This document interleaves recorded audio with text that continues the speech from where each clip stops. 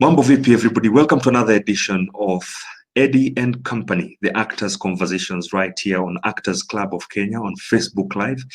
It is another week, and as always, during these very unprecedented times we are experiencing as actors, we have also not been spared. But we've said the conversation must go on, and every week we've managed to bring you one of our top celebrities, personalities, people who've been there and done that in the acting space. And as I'd mentioned in our flyer, we have a very special guest, a man that you've seen take up very many roles, from TV commercials, going abroad to shoot them. He's been on stage where it all started for him, and it's none other than Papa Shirandula mwenyewe. Karibu sana bwana Papa. Mambo vipi? I'm good. Mambo vipi, Eddy? Salama kabisa. I mean, you certainly maybe not, you don't need an introduction to Kenyans, but I know you. I think you're even more famous outside Kenya than you are back here at home. But I'd like to say thank you, first of all, for agreeing to be part of this conversation. We've been doing this every week, and we are glad and fortunate. Actually, I'd put a question in our Facebook page, Actors Club of Kenya, and asked who they would like to see come to this interview. And somebody said, Papa has to come and speak to us. So, really? Sana. Yes, thank you so much. Sana. Thank you. Yeah. Thank so you just too, before we Eddy. start, You come a long way also. Good to see you again. Leo ni story yako. It's been a but while. It's been a long time, but it's good to see you. We thank technology. Now I can see you as much as I'm not near you. But before we start off our conversation, it's just to find out how you are. How are you handling these very difficult times that you're going through? How is your family? How are you personally moving on from day to day? Well, we're taking it as it comes, and cool. We are careful and playing safe, because we don't know when it strikes, how it's going to strike, who is going to strike. But we do always want to just go with the regulations, especially from the government, that we stay at home, quarantine enough, and just be safe and clean. Otherwise, my family is good. Everybody, I have a big family. I come from a larger family, and everybody's cool. My parents are okay. My mother-in-law is cool. All my relatives are fine. We actually thank God because we've not lost any relatives so far, and that is great. But we are safe. Definitely, it's good to hear that, Charles, you're okay. But do you prefer I call you Papa, I call you Charles, I call you Bukeko? Which one do you prefer? Any. Any can go. Any will pass. Charles, you have a very rich history in the Kenyan acting scene. I mean, you started off way back. I mean, haukuanza jana, ulianza kitambo. But the reason why we have you here, more importantly, is to share with us your journey. And we will do this in a way that we can just conversate, And I've really not prepared any lineup of questions. I'm just going to go with the flow because you're here and we're going to talk. So we are having a conversation. Yes. So Papa, Charles, Mr. Bukeko, just start us off by telling us a little bit about where you started from in this journey of acting. You've been around for a while, and you've earned the stripes. Yes, thank you. It wasn't planned, actually. The intention and how I perceived life when I was starting and growing up as a young man, I didn't anticipate this is the direction I would take in life. And when it started coming, I didn't see it coming, and there was challenges. There were so many discouragements, especially from my parents. They didn't expect me to want to take that particular direction as in acting and all that. But I think I would say it's fate or something. And I just found myself doing it. And I became passionate about it because I didn't have money then. However, we pursued, and a group of guys encouraging one another that this is the best thing to do. So that is what happened. And then things just started unfolding. But they didn't unfold just like that, because we also were very faithful. We were very determined, and we were focused then. And our intention was, when we came in the industry was just quite there, slow. not quite dead, but it didn't have so much activity. It wasn't vibrant, to say so. So we had come in, and we wanted just to look around and see what happens.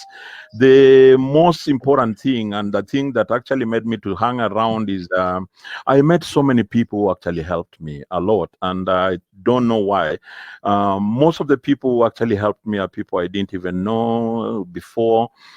These were guys that I just got myself working with them, and we extended that relationship, continued working. Apparently, most of them were older than me by far, and they were experienced people. These were guys I used to see on TV. I used to read them on newspaper when I was in school. The Paul on song. Exactly. I was going to that. Please just give us Yes. those names, because those are the Yes, names that we remember, and you the look at your journey. Paul Songos and the Raymond Fullers, the Wahome Mutais, the Paul Kalemba Mado, the wakina Sidede Onyulo, wakina nani mwingine Babuje, you know, wakina Njeri In Nakuru Lucheno, right now. Catherine Karaoke, and there are so many, JPR Ochengo Dero, Odingo Howie, and wakina Conrad McKinney, so many people. And when I just came around, you know what happened? I used to work around the university, so I used to go at the theater to eat lunch. They used to prepare some very nice fish. So I think because of that, I got to know some of these guys, and I got excited as a young man, wanting to get related to, you know, then celebs, you know, guys you're seeing on television and newspapers. To me, those were very great people. So that is how it started, and we became friends, and they used to help them in production. But I came in as a marketer. I was a marketer. I used to know how to sell tickets, and I would enter every office, because my during that time I used to put on suits and all that. I used to look very decent. So, and I had so many friends. So my entry point was kind of like a marketer. And things turned around, and I found myself going on stage, and I've not stopped stage up to now. And of course, it's always good to have a memory of these journeys, because that's what keeps you realizing why you're doing what you're doing. Yes, yes. So through that journey that you met all these, you've mentioned, really, those are legends you've mentioned, because the time you put in Paul Nsongo in a list like that, you're talking about having not exactly, and you're talking about working with them when they were active back in the years. Yes. So what memory do you have of that interaction with them that maybe stuck in your mind at that time, and you kept that vision in your brain that this is what I want to do? One memory that you remember of that time when you were just trying to break into that space as a marketer, that kept you going, like, I want to be like this guy. What a memory, maybe a play, a role that you got. I can't hear you. Maybe just tell us a role that you still have a memory of during that time. A memory that you have of starting off, something that always makes you remember why you got into acting, when you were working together with the Paul Nsongos and the likes. I remember an incident where somebody didn't come for rehearsal, and I was a stage manager in that show, and I just picked the script without the permission of the director, and kind of wanting to get the blockings, and the director wasn't happy about it. And you know, I used to be this voluminous guy. I used to look big, though my age was kind of, you know, not like the other ones. Yes, so yes. The director was very harsh, and we were just kind of covering this guy. So I just took the script. I went, and as he was blocking, he got to me, and he was like, "Okay, fine, what's happening? So who are you? I mean, why are you coming on stage?" I said, "I want to stand in for a so and so." And then this guy told me to go and try wrestling. Acting wasn't my forte then. I was offended, actually. I was really offended. Wow. And he actually ordered me out of the rehearsal. That was so indisciplined. As a stage manager, I mean, you're not even reporting that one character has not come, and then instead you want to cover the character and come on stage with a script. So actually, I was suspended from the production. I had to stay away. Stage manager. Yeah, stage manager. I had to stay away. Yeah. And this guy told me to go and try wrestling. That actually affected me a lot, by the way. I was very offended. But again, I sat down at home And I was like, okay, fine. This guy is telling me to go and try wrestling, and me, my passion is here. I think I want to show this guy one time that I can be a good actor. Now, what happened again? The same guy didn't even come on the performance day, one of the shows. Now, I had to be called. You know, those days we didn't, there was no mobile phone. And I was called to come and just come in. And the performance was at the KICC. So, as stage manager, and the house was packed, really packed, by the way, with so many dignitaries. So what happened, I took my script. I was really panicky, and I'd actually mastered the blockings of this guy and everything. So when I got on stage, thanks God, the actors on stage just told me to stop, to drop the script. And then they took my lines, you know, like in the first scene, they were taking my lines and they'd known the blocking. We did that and then went for a break.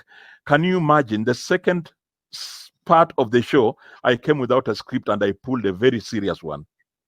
Wow! So did you have to do a lot of? Did you have to do a lot of? I can do anything there, especially on stage. Yeah, and I think that is where you sort of crack that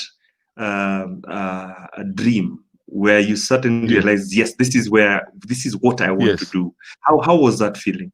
Yes, that was one incident, and there's another incident again when I also went for some audition, and it was a big show actually, big one, called Falling into Place by Dr. J.P. Odero. And when I was doing the audition, there was a lady in the panel, and she was like, "Okay, fine." I looked the part. Everything about me was that person, because it was supposed to be played by some politician. And I looked that part because of my body and all that. So when I was reading the script, and I was cut short by one of the ladies in the panel, and she was alleging that I cannot hold so many lines. I didn't look like I can do the beat, you see. Wow. So, with my marketing prowess, I had to be in production. And then in the same production, there was a very small role of a camera journalist man. And that journalist man had one line. He doesn't have a film. I was given that role of a cameraman with one line. I don't have a film. He doesn't have a film. I was actually brought in production as a marketer. And at the same time, I was told, now you guy, you're going on stage, and this is one line, and we are going to pay you. That one line then costed 30,000 shillings then. Wow. Proper Arts, whatever. There was a group called Proper Arts. Only that one line. I was given 30,000. That was too much money. Almost like 300,000. Did that blow your mind? I didn't expect that kind of money, by the way. In fact, I didn't even expect to be paid. It was just one line. Like even when the director was directing the thing, I stepped that stage when we were doing our first technical. Because the director was concentrating with big people with bigger roles. And I did that one line perfectly. And I was given 30K. No mobiles. I found myself in Busia looking with my mom. Because, you know, now that was too much money. And I was like, hey, man, hanging around the theater, that money can... It paid off. It paid off. Yeah, that money can get finished without you doing anything important. So let me ask you, Charles, then. Once you got to that realization, besides just you pursuing your passion, besides the fact that it could give you such kind of money, at what point did you then say, this is what I want to do for the rest of my life? Because it's been a long time now that you're doing this. But is that the time when you say, this is what I want to do for the rest of my life? And then what was the next role after that? I was still new then in the industry, and I actually didn't know what was going on, and I didn't know how to position myself then. But I was working with great people, the Mudambas, Peter Mudamba, Jacob Otieno, Jacob Otieno, Eliud Abuto, there was Carol Odongo. As I said earlier on, I've worked around so many powerful, good people who actually made me to continue coming back. Even after doing a show, I always wanted to come back. And then I was casted in another show called The Kenya Nativity by Steve Muturi. And was given another big role again, a very big role again of some guy called Herod. Herode. Yeah, it was The Kenya Nativity. And it was around... fit the part. I fitted the part, I fitted the part, and I actually won an award. And in the cast we had Wakina Ridiculous, Rare Watts, wakina Wainaina Eric with they used to have a Five group Alive. called what? Musically Five speaking. Alive. Yes, those Five on Alive. Five Alive or something. Yes. And wakina nani, wakina Edward Kwach, wakina Pinky Gilani. You know, it was a big show, by the way. Very, very big. Produced by some guy called, what was his name? I can't remember, the Jungu guy. But it was a big show. And that is when I met Ian Bugwa. He was also on the show. He's on the cast, we did a show, and he was like, okay, fine, now, why? I want you to meet somebody. That is what Ian told me. And we were, okay, fine, we no problem. And Ian took me to Phoenix. And I got myself at Phoenix with Ian, and he introduced me to this guy, the maestro, the legend, Jemo. The legend. James Falkland. Yes, James Falkland. So you're genius. We had a talk with James Falkland, and it wasn't audition per se, but he just wanted to know what I am, who I am, how am I mean, where do I want to go in the industry. But he told me three things that up to now I keep on telling young people who are coming on board, that you need to be innovative. You need to be innovative. You need to know what you're doing. And then thirdly, he told me the industry doesn't have rules, but there's only one rule that says use your common sense. You see, so that gave me a very different impetus, and I started looking at stage work so differently. The perspective, your perspective changed completely. Yeah, he trained me a lot. Apart from acting, he trained me to know how to develop stories in terms of writing scripts. He told me everything around production. Is it stage construction, stage management, everything. He actually packaged me so nicely. And nice. When I got at Phoenix, I had never left Phoenix until James left. I stayed at Phoenix for like around 10 years. And that is when I met now Akina Karo Dongo, Ian Kaburu, George, the maestro. George Mungai. Multi-talented. Yes. So, Charles, of course, there's always the saying that if you went through James Falkland's hands, you can never get it wrong. You can never get it wrong. And for those who were fortunate enough to go through his training, his exposure, and he was never selfish. He actually gave up himself. Well, he had a very bad temper, and you know that very well. Yes. I'm fortunate enough that I went through Phoenix also, and I must say what I learned then, I'm exercising it up to now, especially to do with theater stage. So I really also much respect to James Falkland. May he continue to rest in peace. But of course, now this transition due to more serious work, to more serious acting. So is this the point now when you got into TV or not yet?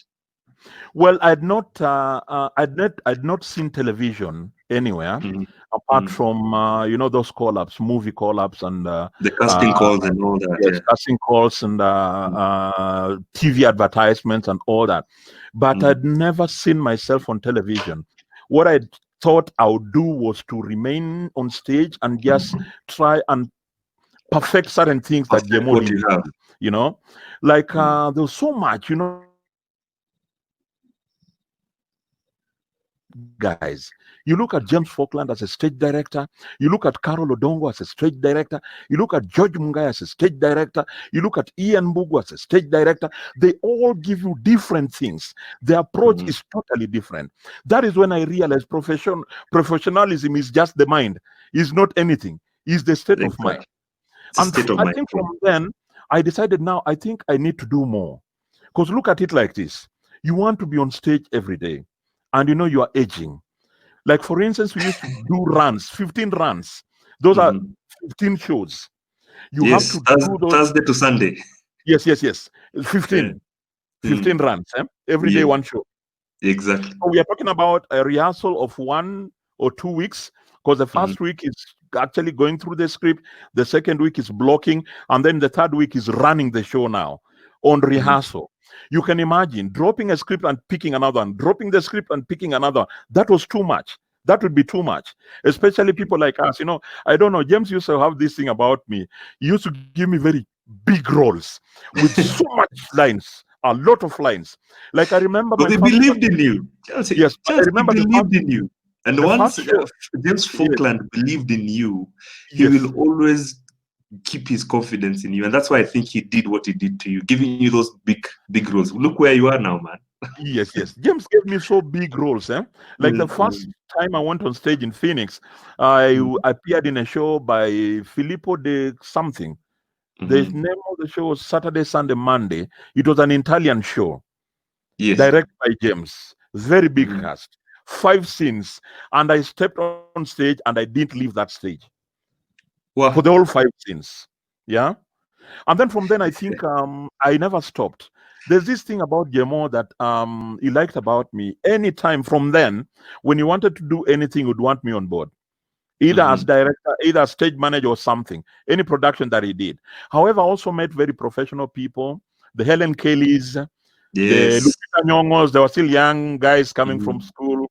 Angela Mwandanda Shinde, wakina Debbie Asila, Angela Ndambuki, you know, Lisa Amenya, Lisa and the rest. Amenya, There exactly. are so many people. There are so many. Anthony Kinuthia, David Opondoe, Eddie Mbugua, great guys, Alex Kamau, great guys. We formed a very powerful team. We formed And a really powerful team. That was the nature of Phoenix. James managed to bring together everybody. Yes. So much different characters. I mean, in terms of personalities were there, but we managed to gel so well to be able to deliver those plays. And I remember those 15 runs were not a joke. You could actually be finishing one play as you've already been given a role for the next play, because Phoenix was the go-to theater at the time. That's why it was I think it was the only professional theater then. Of course, Kenya National Theater was there, but then again, Phoenix had its own type of clientele, which was a high market, and they expected nothing short of perfection. And that is what James always looked at. So, of course, you learned a lot of things. You picked up a lot of lessons. How did those experiences help you to be where you are right now as Papa Shirandula, as Charles Bukeko? I think the demise of James, we were orphaned when he left because it was so abrupt. And walking around James, you become, James is one guy that when you walk around him, you get attached to him even out of stage, You'd want to go up there, sit around him, listen to what he says. Yeah. He becomes a good friend of you, and despite his old age. So what happened? We became family, more close, very close family, and his demise actually disorganized so most of us. And then after that, I stayed at Phoenix for a while, and then I got back to the industry at the National Theatre, and I joined Mudamba, Peter, Buto, and Musumba to revive Mbalamwezi then. Mbalamwezi. Yes, I remember Mbalamwezi. Yes. So I came back and joined Wakina Mudamba and Akina Eliud, and we actually did a lot with Mbalamwezi. And sometime we broke kidogo, and then we started a group called Pambazuka Productions. Pambazuka, yes. Yeah, and Mbalamwezi had an award, an annual award, yeah? Yearly. Yes. They did.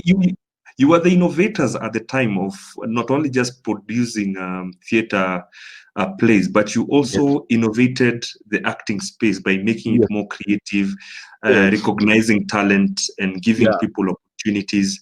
So definitely you got your opportunity and you gave a lot of people the opportunity. So let's just come close now to TV now. Yes. Where did the TV journey begin, Charles?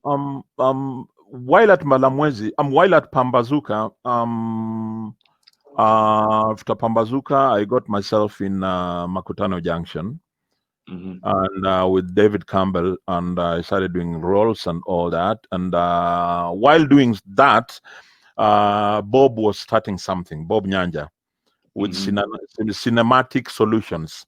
Bob was starting something actually. And what was it called? Malund or something.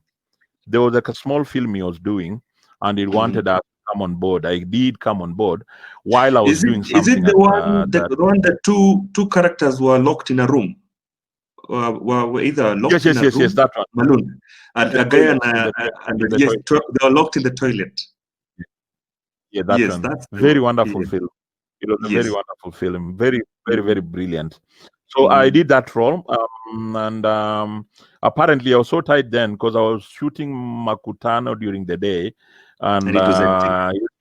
yes, to come to Nairobi in the night to do the Malund at night, and then drive back at night to Makutano, all that.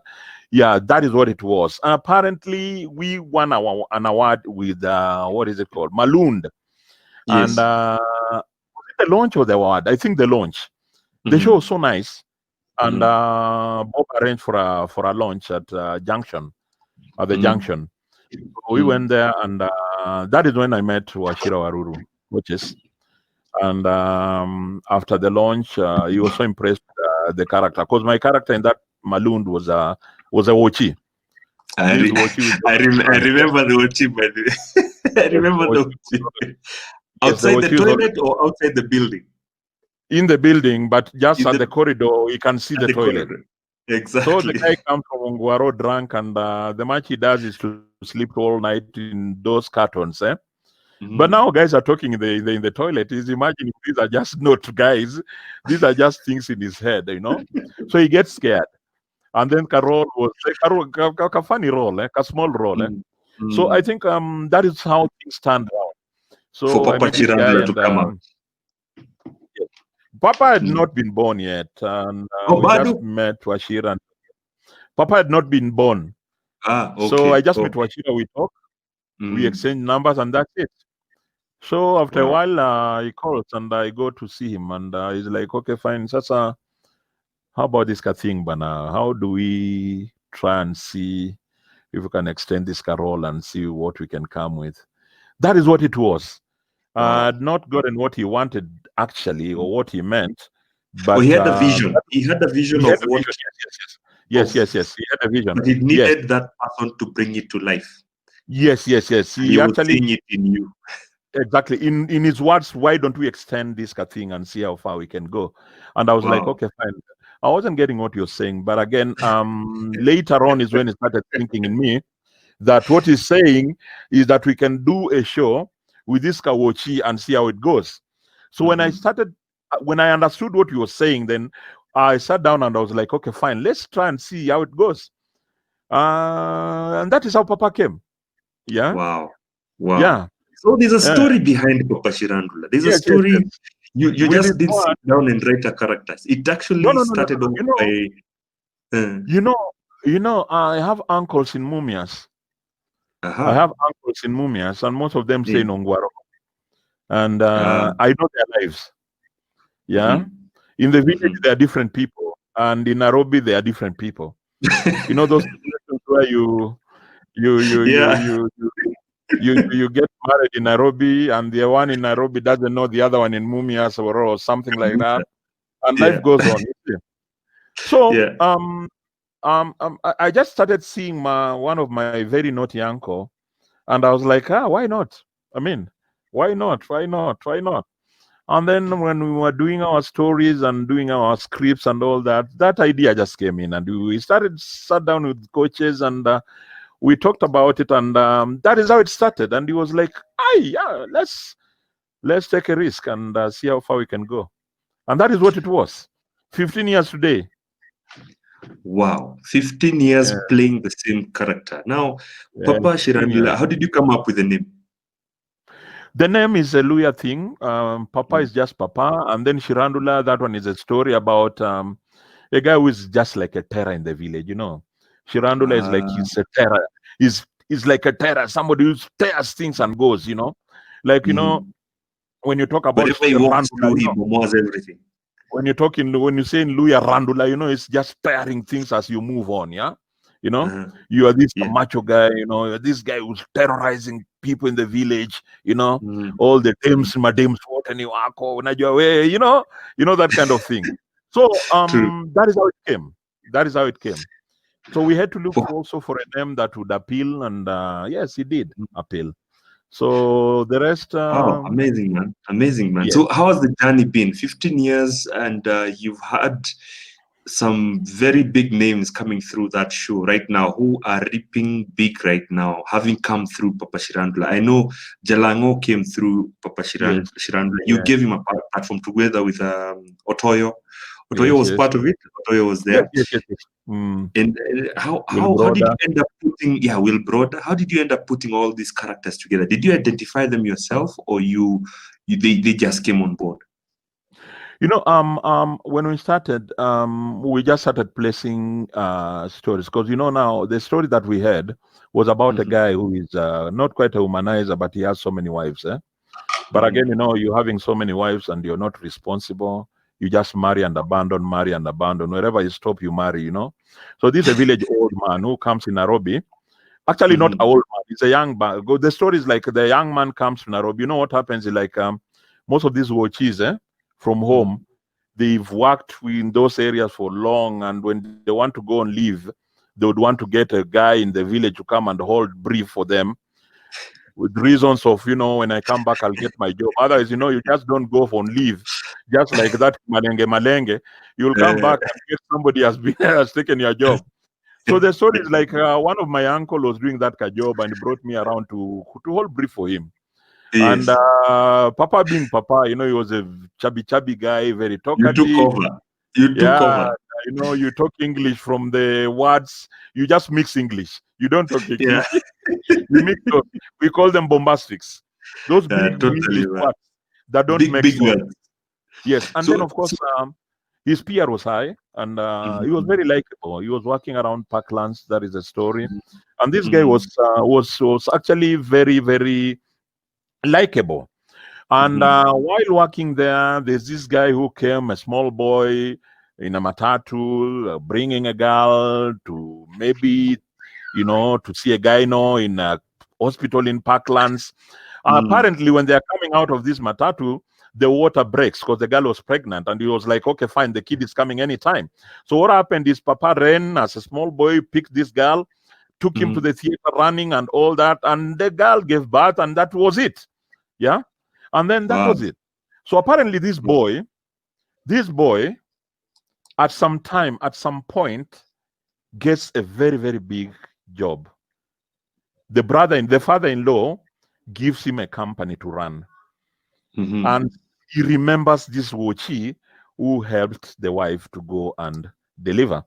So the guy comes to the gate and finds Papa there.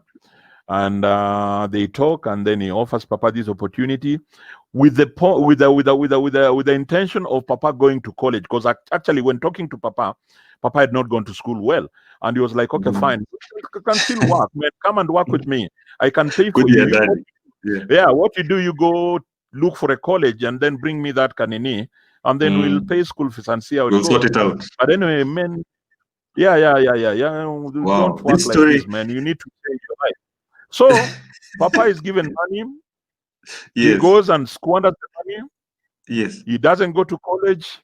He doesn't do anything. So when he's called to come and join the company, he doesn't have the documents and all that. He claims the documents were burnt. So that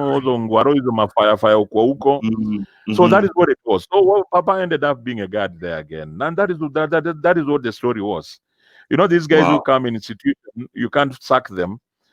These guys who have done so much, they are permanent. Where the bosses will say he will only be sacked when I leave. So that is what it was. Wow, fantastic! I mean, the story is amazing, and it's so original in terms of even creating a very massive following. Because to have a show and a character to run for 15 years is not a joke. Now, of course, Papa, you've been exposed to the highest level of production. Let's talk about your brand ambassador role that you've had for a long time now. You've got several brands under your belt that you've represented.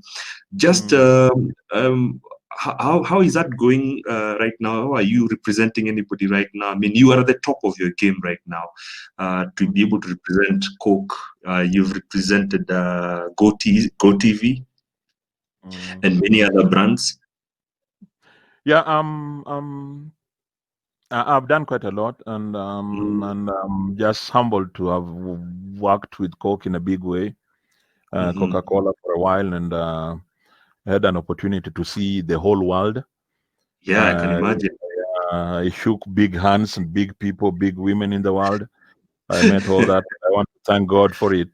I did opened so many things for me. I did Vodacom up to Yes, the fifth Vodacom. version. Yeah, up to the Exactly. fifth version. And Yes.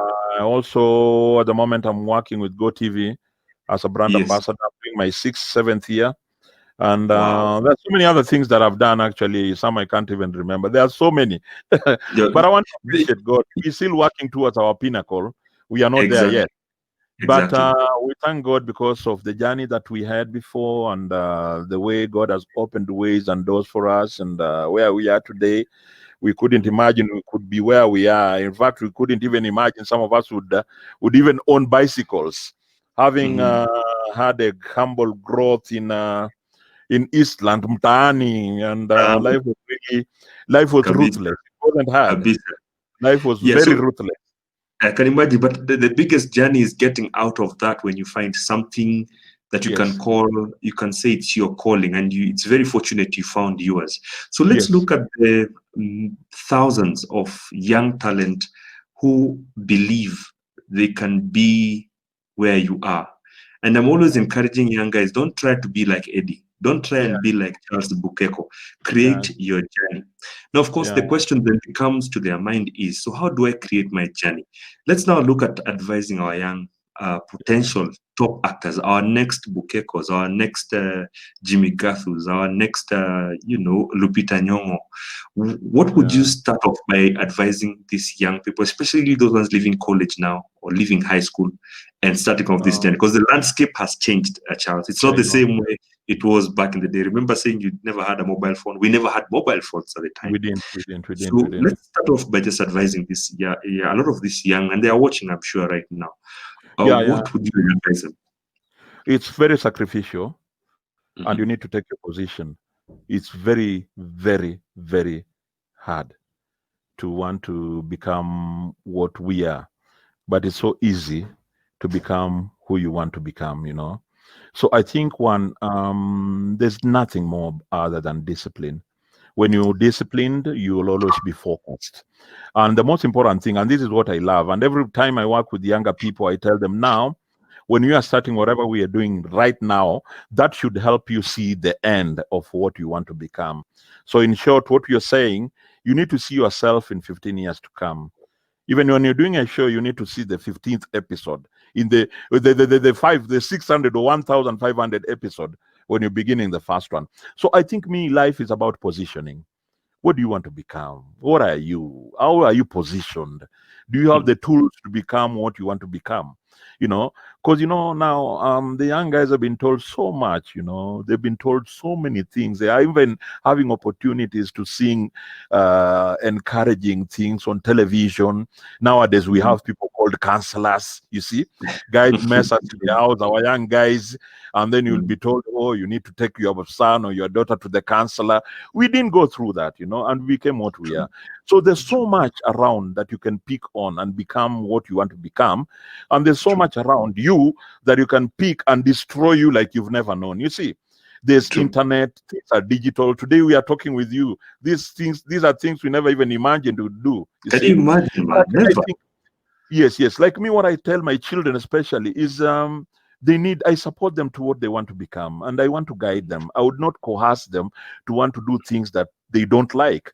And this is what I tell artists, most young people. One, get a good education, get a good background. These parents of yours are working hard. People toil to make their kids go to school. Nowadays, it's not like our days. There are guys of our age who never had an opportunity to be given school fees to go to school. Yeah. True. Very Nowadays, true. even guys in the village, poor guys, would even sell land to take their kids to school. Yeah. It And even never happened back in the day. yeah, it never happened. Like when kama hakuna, you just stay there. You're told we jipange ama uoe mabibi ukitaka. Yeah. So True. during our time it was really hard, but nowadays it's so awkward. It doesn't look proper when a kid who has especially performed nicely academically he can't go to school. The good thing about it is that you can even have goodwill sponsors. People of goodwill can even come and support them to go to school. However, I think they need to know what they want. They need to know what they want, especially social media. Use the social media to your advantage. Don't use the social media to tear people down. There's so much rhetoric on social media nowadays. You look at it and you're like, "Ay, bwana, kwani who pays these guys?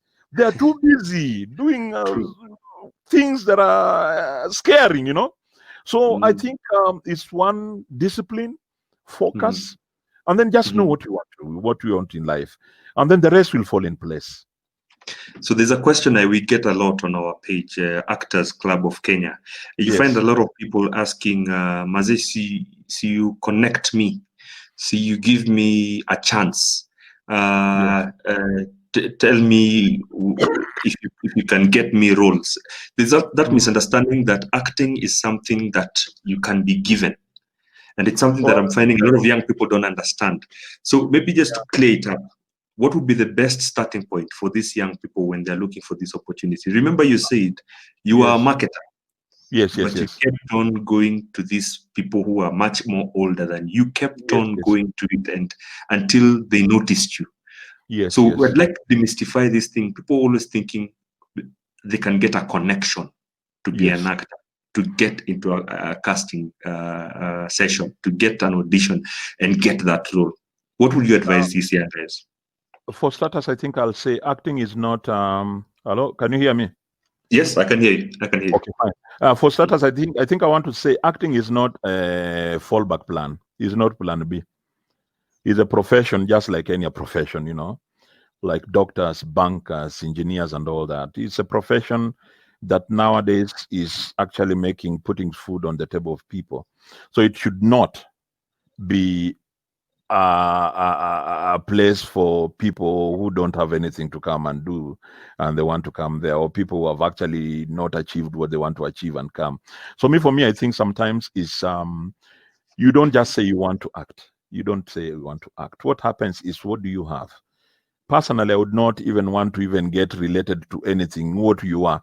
I would want to be related with the talent. And the talent is seen. When you speak and when you do things, somebody can see that this thing can be done and can be improved, or it can be given an opportunity to have this kind of growth in terms of acting and things like that. But again, I think it should be known that this is a profession, a serious one, just like any. Like, for instance, when I started doing it, my old man was like, "Hey, Bana, Chief, now what is this you're doing, you know?" But today I'm proud to say that what I'm doing is what is making things happen in my village. Now, you know, my dad, I tell him every day, you know, he used to tell me, I tell him, you are known because of me, and my village is not because of me, and everyone who is related to me, they are known because of me, of what I do, you see. But again, if you look at it, when I started, they were like, "Hey, my friend, are you mad? We've taken you to school to do ABCD and you're not doing it. You are telling us you're coming to do this thing. Easy to use in Akaje." You see. So for me, I think that from the word go, it should be one. It should be something that you're passionate about. It shouldn't be something that you want to just come and make money. And then, of course, parents also need to also appreciate their children. Most of the parents you see, they will tell them, "That's happened. You happy, Beenda?" Yeah. You know, those kinds of things. But yes, it's a wonderful profession. It's a wonderful. You can see young guys, what they are doing nowadays. There are so many other young guys that found me in the industry. I saw them come. Some of them used to be brought by their parents. Yeah. People like Victor Gatonye. Look at what Victor Gatonye is doing. Look at that show called Kina. You see? Super director. Those young guys. Yes. Super I literally saw Victor being brought by the mom at Phoenix. Yes. Look at what he's doing. And there's so many other guys, man. Look at Mwadu. Very small guys. I mean, doing great big things. So for me, I think it's an industry that has to generate so much employment for artists. However, I also challenge artists. Other than having a forum, I think we need to take over the industry in a way that we are the people who have the last say. The issue of being employed at you're waiting for phone calls, for people to call you for auditions. At our age, imagine. I'm seated in my house and I'm looking at the phone. I'm waiting for calls for auditions. I don't know for which product and what product. I think it's a high time we do a John the Baptist thing. Yeah, yeah. We take over everything, and that is when we can start talking. That is when we are True. going to start talking. I'm impressed by what I'm seeing on television nowadays. Nice. Every Good to hear production, that, Charles. especially for Maisha Magic, every production is run by an artist. However, I say that is still not enough.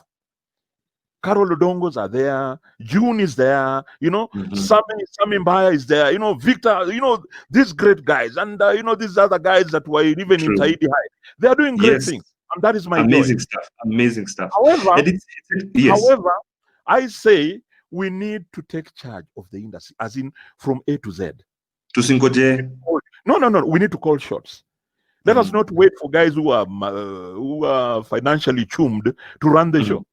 Theirs is just business. I think Tushikane mikono. Tushikane mikono. Exactly. However, I know there are problems, there are issues here with the policy. Those policy issues need to be sorted on. We have a president who can listen to us. We have a president who can pick our calls nowadays. We have a president who speaks our language. Why don't we take advantage? You see? So for me, I think that is the only way. When that is done, America will be coming here to ask us, how do you do your thing? Nigeria, the Nollywood guys, they'll be coming here asking us how are we doing. The Bollywood guys will be coming around. Today, I'm very, very impressed that you will find there are writers in this country. Yeah, there are wonderful directors in this country. There are people who can handle my equipment and all that. I mean, we can do everything. We can do everything. We can do, and that is my joy. That is my joy. I totally support you on that 156%, because Charles, we've moved very. Tumetoka mbali. Yeah. For guys who are now coming in, the only way we can encourage them is to take the mantle. Yeah, to take the mantle and move on. When you're coming in the industry, not even acting, what else do you really think you can do? Yes, there's so much to do. There's so much to do. Yeah. A time has come when I think we need to take over the industry and do things the way we feel. Amazing. And another thing, again, apart from even working with younger people, I think we also looking at some of the people who actually have been rendered, redundant. We have so many brains of actors who are just there. For instance, somebody like Musivu Mpuri, nobody hears about him, you see, but he's so energetic, he's still writing scripts, you see. Somebody like Ondiega Matthews, nobody even hears where they are, Wakina Conrad McKenney, these are guys that needs to come back in the industries. I love the way I'm seeing Jimmy Gathu back after so many years in whatever. Now back. I'm seeing Helen Kelly back. I'm seeing Helen Kelly back. Yeah, I saw Shinde the other day, and many other people are trying to come back. However, my point is, I think we need to come back and own the industry. That is what it is.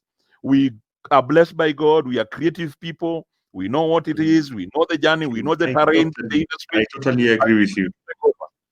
Let's take over and move on to the country, and then sit even in the government, sit in those things, and even ask these guys what is it that we can do as artists.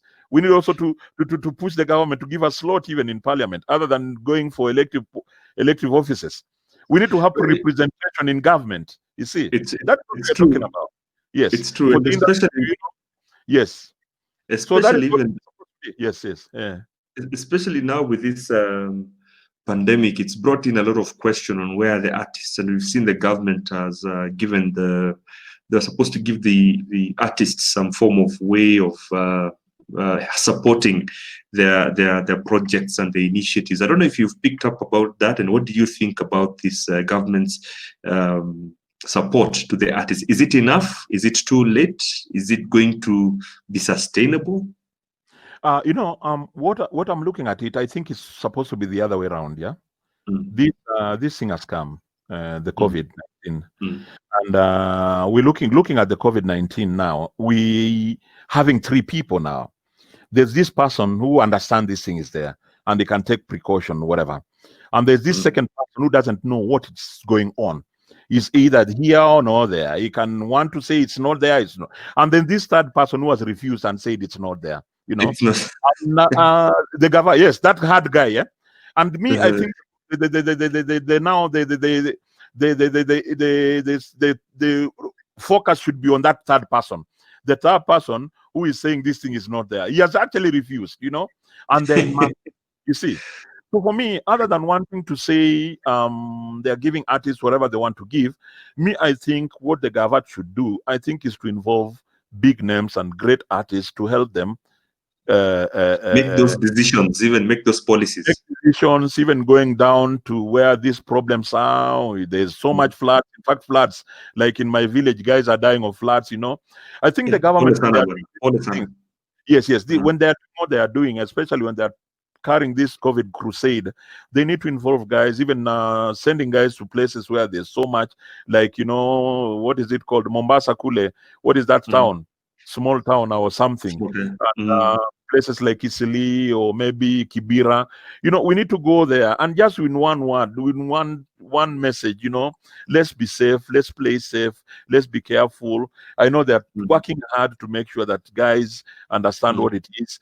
There are those other guys that, they are there and unajua sisi ni vichwa ngumu. Iko, unajua. So I think the government needs to take advantage of some of the big names that are there. Yeah. To push the message and make use of them properly. Yeah, because not everybody is on television, or not everybody can afford. Your idea is we go to the people. We go to the people by using the big names and the personalities to actually get on the ground. Because it's now scary. It's scary. It's getting to the point where now people have refused to go. Kwenda kupimwa.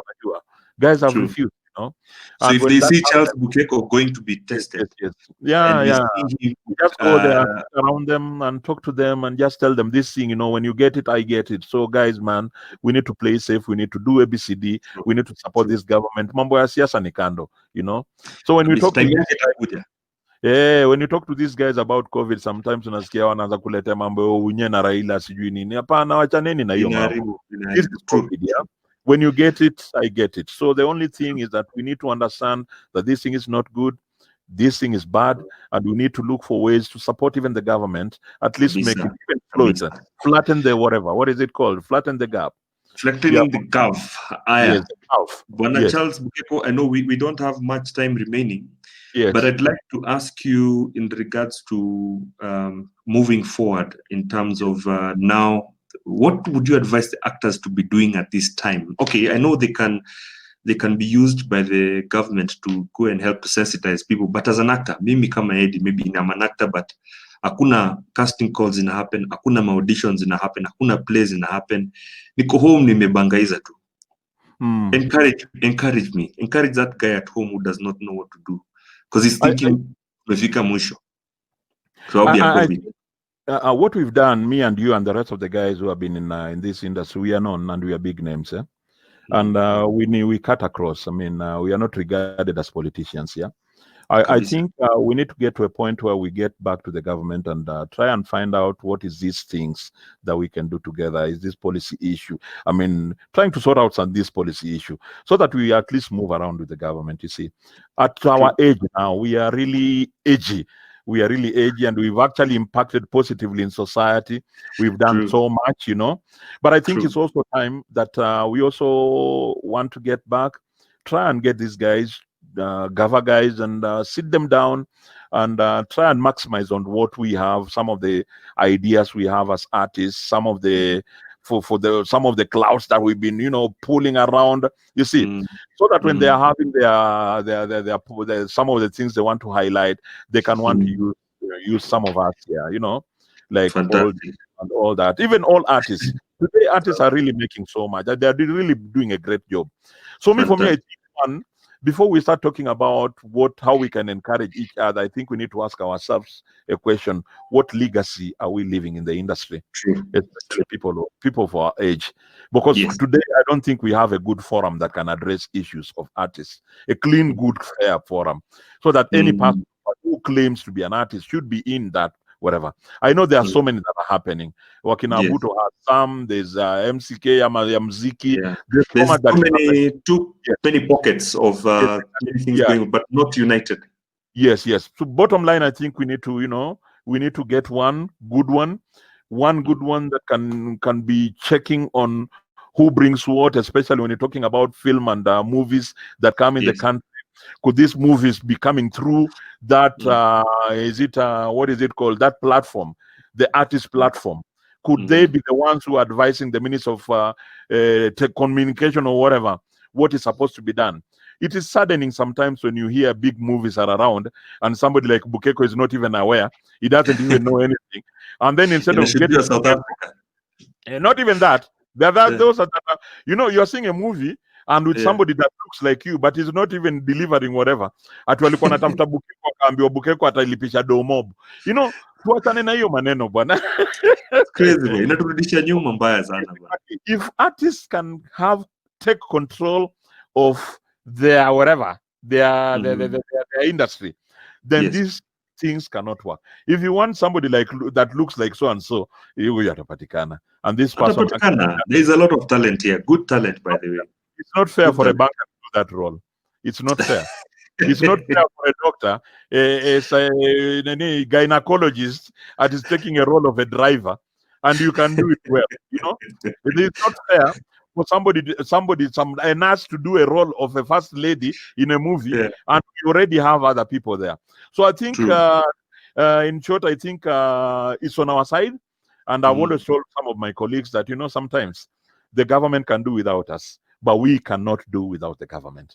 So it's high time, with our age and the journey that we've gone through, the pains, yes, the sweat that we've shed, the blood that we shed, we sit down and look at how we want to start working with the government. Very true. That's how legal can live in the industry. Others just facing out ourselves and leaving the industry confused the way it is. It will be very unfortunate. Charles, we want to be known like us, not as Pale, Papa Pale, Pamoja. Not as us. Look at what's happening in Nigeria. They have a very, very big, yes, wonderful. So that when they speak like this, it's done. There's so much that artists can do for the country. There was this time, there was elections, and then there was that purge. I don't know what it was. We needed a third voice. We needed people who can come and stand in between and tell this warring faction that ABC chief, guys, I think this country is important than most of what we are hearing. Like it happens in other countries. Artists have running very well. Yes, opinion. What do those opinion shapers, influencers? So for me, I think that is the direction you need to take first. Other than wanting to stay at home and waiting for money or waiting for guys to call you for audition. So building a legacy. Building a legacy. Kushikana mikono. And trying to get some of our guys on retire back in the industry. Working together with the government. The government, that is key. Working together with the government, everything else will fall in place. Asante sana, Charles. Charles, I mean, we would go on with this conversation for hours on, because I know you're very passionate about this industry. And the Prezo is our age, my friend. Can you imagine? And they can relate. Yeah, he can relate. In so fact, maybe just all this Presido thing, but he's just a guy like us, man. Let's for him come to buy a chai. And then we're talking about these things.